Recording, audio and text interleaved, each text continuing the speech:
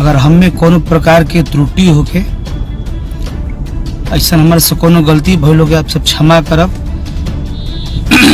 कैसे कि एगो गीत पर बड़ी विवाद हो गई हाल का, हम ना सोचल कि आप सबके ठेस पहुंचे। हमारा खातिर सब समाज आपन बा, सब कोई हमार आपन ह।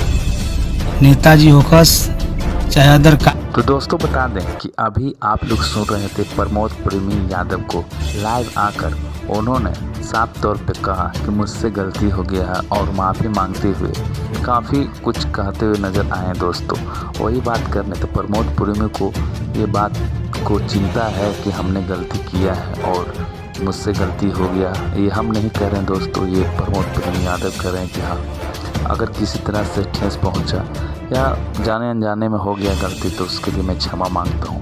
अब प्रमोद प्रेमी यादव लाइव आकर क्षमा मांग रहे हैं और दर्शकों से बातें करते हुए वो नज़र आ रहे हैं कि हो जाता। पहले भी गाना गा चुके हैं, पहले भी गाना कई लोग स्टार गाए हुए हैं।